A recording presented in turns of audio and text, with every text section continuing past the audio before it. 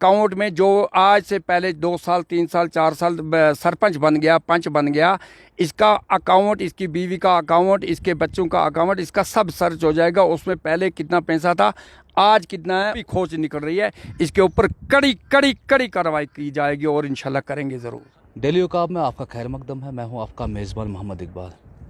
आज हम बात करेंगे यहाँ बीजेपी के डिस्ट्रिक्ट प्रेसिडेंट गुजर बकरवाल का, हाजी इस्माइल। हाजी साहब आपका खैर मकदम।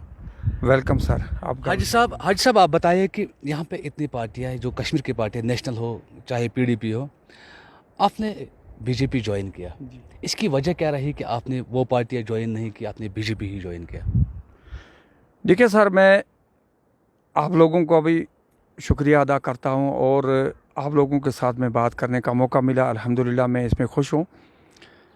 बीजेपी मैंने इसलिए ज्वाइन किया, 2007 से मैंने बीजेपी ज्वाइन की है और 2007 से मैं बीजेपी में चल रहा हूं। मैं अपने जितने भी मेरे गुज्जर कम्युनिटी के लोग हैं या हमारे शेड्यूल ट्राइब शेड्यूल कास्ट के लोग हैं, इनको सबको लेके जितने भी मेरे यहाँ ये कश्मीरी लोग हैं, सब भी मेरे पहलगाम का जितना भी इलाका आता है, डिस्ट्रिक्ट अनंतनाग का खासकर, इन सब को लेकर मैं चल रहा हूँ। इसलिए चल रहा हूँ कि जबकि हम गरीबों की आवाज़ उन तक पहुँचती है और गरीबों की वो आवाज़ सुनते हैं और गरीबों को योजना मिलती हैं, गरीबों को तोहफ़ा मिलता है, गरीबों को हर स्कीम मिलती है।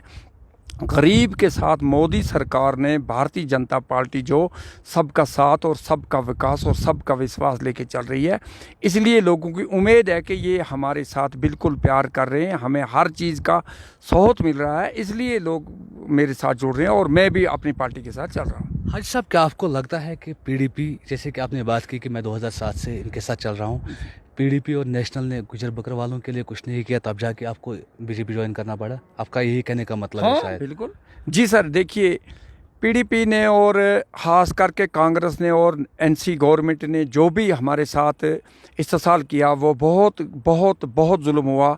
गुज्जर को फॉरेस्ट राइट एक्ट जब 2006 में मिला था, आज तक उसको लागू नहीं किया, तो ये हमारे मोदी सरकार ने किया है, भारतीय जनता पार्टी ने किया है। गुज्जर के ऊपर, एसटी लोगों के ऊपर इंसाफ जो हुआ है, ये मोदी सरकार से हुआ है, भारतीय जनता पार्टी से हुआ। बाकी लोगों ने हमें वोट बैंक बना के रखा है, बाकी लोगों ने हमें कोई भी सफ्ता या कोई भी डेवलपमेंट या कोई भी किसी चीज़ का हमें आराम नहीं दिया है, ये हमें भारतीय जनता पार्टी से मिला है। अच्छा हाजी साहब, आप बताएं कि हम पहलगाम में, आपके इस कॉन्स्टिट्यूंसी में कुछ नए ताज़े आई है, कुछ काम है, जैसे कि कोई डेवलपमेंट बीजेपी की तरफ से? हाँ जी, पहलगाम में, ख़ास करके मैं पहलगाम का रहने वाला हूँ, पहलगाम में जितना भी भारतीय जनता पार्टी की तरफ से यहाँ आया है डेवलपमेंट, यानी रोड की तरफ से, या पानी, या मुफ्त पाइपें, या मुफ्त बिजली, या पोल, या ट्रांसफार्म, यहाँ के हर एक चीज़ का आय व्यय हटाए, लोगों को अपना बिल्कुल जो भी स्कीम है, या गाँव में, पहाड़ियों पे, दूर दराज इलाकों में गुज्जर बसते हैं, जिस जंगल में गुज्जर रहते हैं, जिस पहाड़ पे गुज्जर रहता था, जिसमें कोई अफसर नहीं जाता था, जिसमें किसी अफसर का पता नहीं था, कोई भी अफसर इस बात का वाकिफ नहीं था, उन बातों का आज भारतीय जनता पार्टी ने कदम उठाया। हर एक अफसर, डीसी साहब तक भी, एलजी साहब तक भी, हर एक गुज्जर के पास जा रहा है। पर मैं उधर गया, इस बंगस मर्ग उसको बोलते हैं, वहाँ मैं गया, वहाँ एलजी साहब ने वहाँ गुज्जरों के साथ मीटिंग की, एसटी वाले लोगों के साथ मीटिंग की, और यहाँ के इतने भी जंगल में, ऊंचे पहाड़ों पर जाते हैं, और हर जगह में इस वक्त भी, यहाँ हमारी खिलन में, यहाँ के बाग दक्षिणी पारा में, खबड़ी पारा में, पोल, पावर, बिजली, तार, पानी, पाइपें, फ्री लाइन, हर को घर घर पानी, घर घर में हर चीज़ पहुंचा के दी। ये बिल्कुल आज बीजेपी, भारतीय जनता पार्टी ने किया है। हाजी साहब, ये बताइए कि अभी भी अगर देखा जाए फारफलंग एरिया की हम बात कर रहे हैं, जैसे कि आपने बताया कि बीजेपी हमारे लिए बहुत कुछ कर रही है, लेकिन अभी अभी अगर देखा जाए, बहुत सारे ऐसे स्कूल भी हैं जहाँ पे टीचर बराबर नहीं है, बहुत सारे ऐसे स्कूल भी हैं, जैसे आपने कल भी देखा होगा कि एक स्कूल वहाँ बुमनाड़, बुमनाड़ में है, 200 बच्चों के लिए खाली 2 कमरे वहाँ पर है। क्या इससे पहले आपने कभी सुना, क्या इसके बारे में आपने हायर अथॉरिटी से बात की कभी? देखिए सर, जो बुमनाड़ लेंदजन में वहाँ एक नाड़ है, गुज्जर इलाका है, वो एसटी इलाका आता है। उधर का हमारा बीडीसी एक चेयरमैन था कि जिसने पहले वो पीडीपी के साथ था, फिर अपनी पार्टी के साथ था, फिर वो कोई 10 दिन के लिए बीजेपी में चला गया और उसके 10-15 दिन बाद वो आज उसको वो एनसी में चला गया। उन लोगों ने वहाँ घोटाला किया है कि जो भी पैसा आया है स्कूल के लिए, बिल्डिंग के लिए, पावर के लिए, या इस शीप के लिए, या हस्बेंड्री के लिए, या बाकी भी किसी चीज़ के लिए, अस्पताल के लिए और आंगनवाड़ी के लिए, जो भी पैसे आए वो उन्होंने खा के घुमा के, वो इसीलिए दिन एक पार्टी में, रात दूसरी पार्टी में, दिन एक पार्टी में, रात दूसरी पार्टी में, ये घोटाला हम निकाल रहे हैं। कहाँ पे चूक हुई है, कहाँ पे लोगों को तंगी पहुँची है, लोगों का पैसा कहाँ गया, लोगों को स्कूल की सहायता क्यों नहीं मिली है, अस्पताल की क्यों नहीं मिली है, ये शीप की क्यों नहीं मिली है, बाकी जो भी है लोगों के साथ बहुत घोटाला हुआ है। आज बीजेपी, भारतीय जनता पार्टी इस पर कदम उठा रही है और आज जहाँ भी आपकी वसादत से जो भी, अगर आप पिछले डीडीसी इलेक्शन की बात करेंगे, उस वक्त नेशनल कॉन्फ्रेंस और पीडीपी ने मिल जोड़ के यहाँ पे इलेक्शन लड़ा है। किस बात पर लड़ा है वो तो आपको पता ही होगा कि 370 को हम वापस लाएंगे।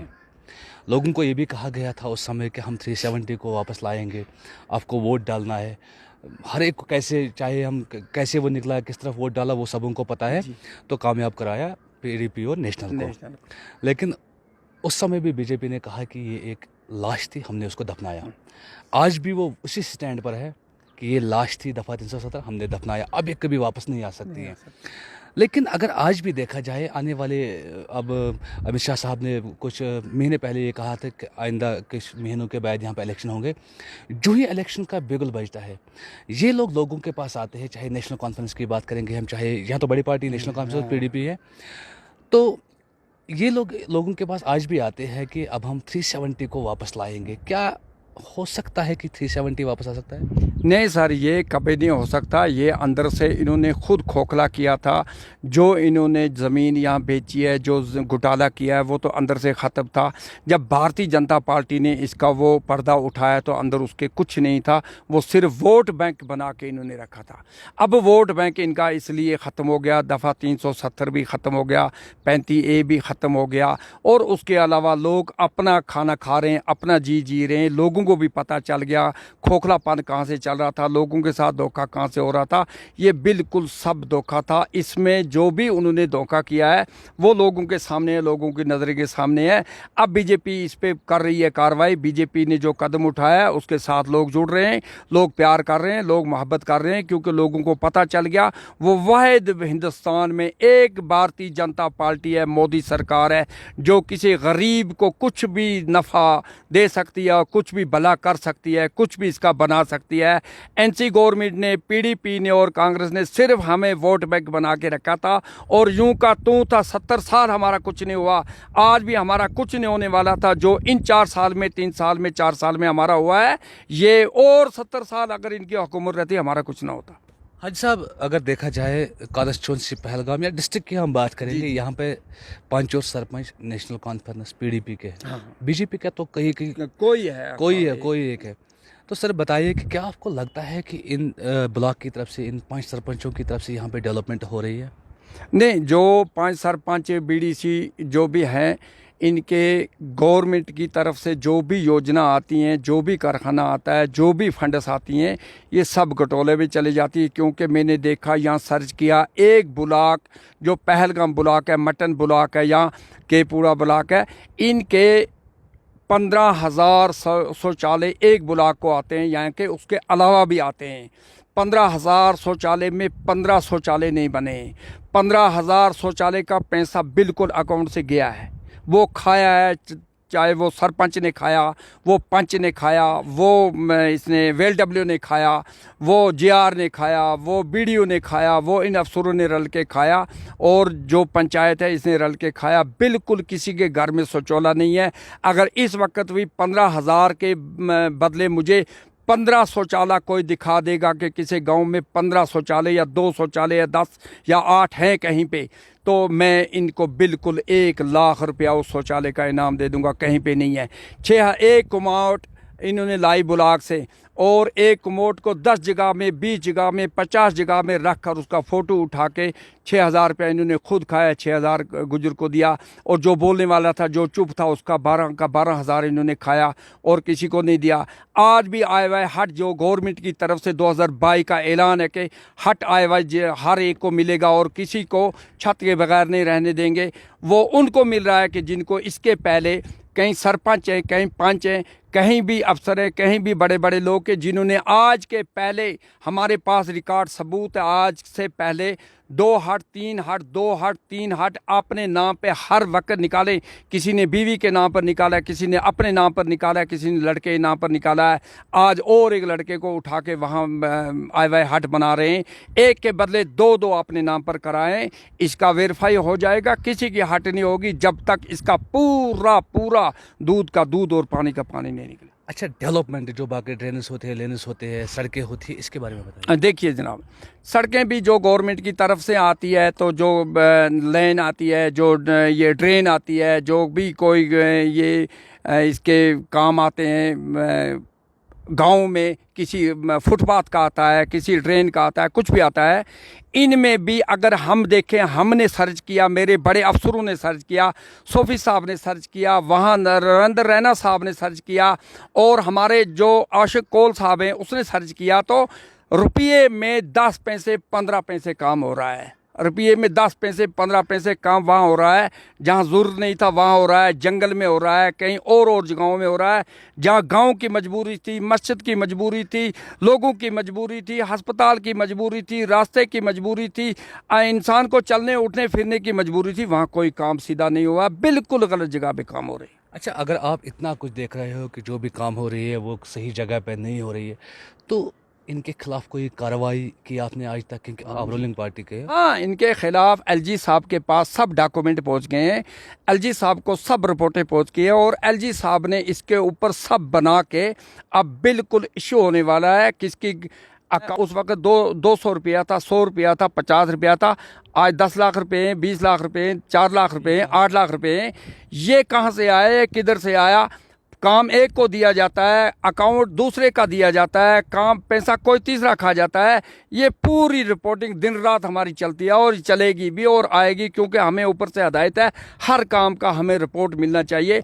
ये मैं आप गुजारिश करता हूँ आपकी वसादत से, अपने सोफी साहब से भी और एलजी साहब से भी, और तमाम डिपार्टमेंट जितना भी हमारा बीजेपी का यहाँ कार्यकर्ता है, सबसे जो ज़मीन सतह से लेकर हमारे मोदी साहब प्राइम मिनिस्टर काम कर रहे हैं, सबको मैं ये रिक्वेस्ट करता हूं कि गरीबों का जो भी हक है वो घोटाले में जा रहा है, मेहरबानी करके इसके ऊपर नज़र डाली जाए और इसका काम ठीक किया जाए, ताकि गरीब, मस्कीन, यतीम, रंडी, बेवा औरतें जो हैं, जो मुस्तहक हैं इसके लिए, उनके तक ये अपना हक पहुँचना चाहिए।